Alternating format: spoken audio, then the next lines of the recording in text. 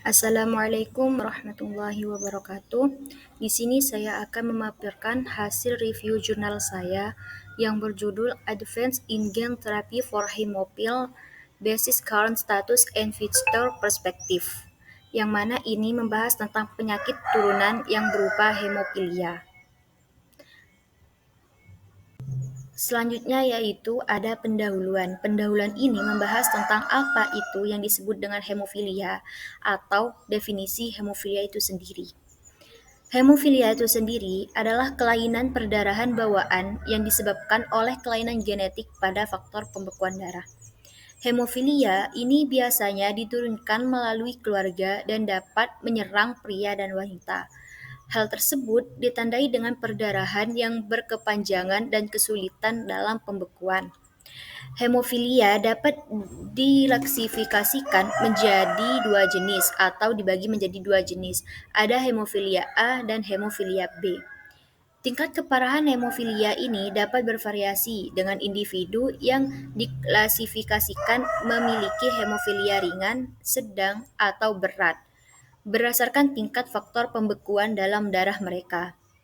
Jadi, untuk mengetahui hemofilia yang kita punya itu ringan, sedang, atau berat itu dapat dilihat dengan faktor pembekuan darah dalam diri kita.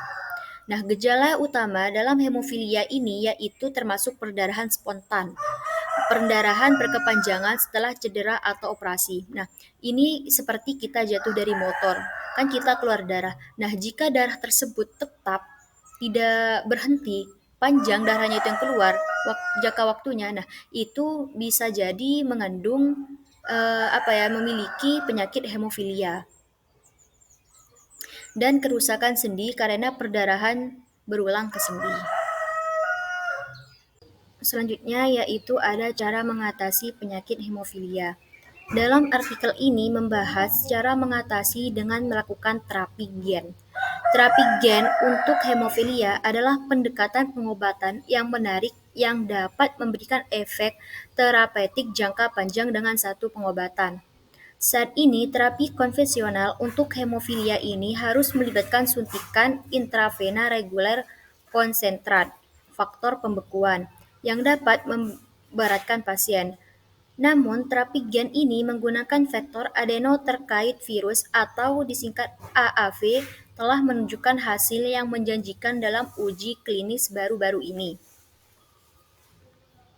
Vektor adeno-related virus atau AAV adalah jenis vektor virus yang biasa berasal dari virus non-patogen yang disebut virus terkait adeno.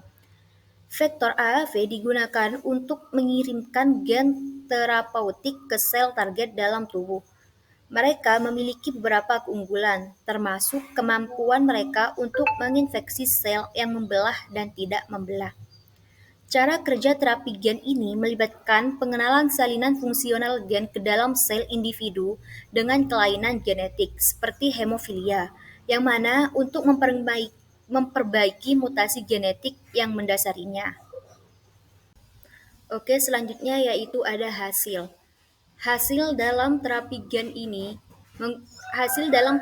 menggunakan vektor adeno terkait virus atau AAV telah menunjukkan hasil yang menjanjikan dalam uji klinis untuk penyakit hemofilia, dengan potensi untuk memberikan efek terapeutik jangka panjang dengan pengobatan tunggal.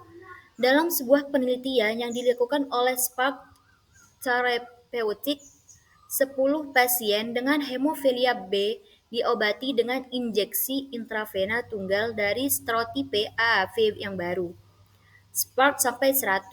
Hasil penelitian ini dilaporkan sangat menjanjikan.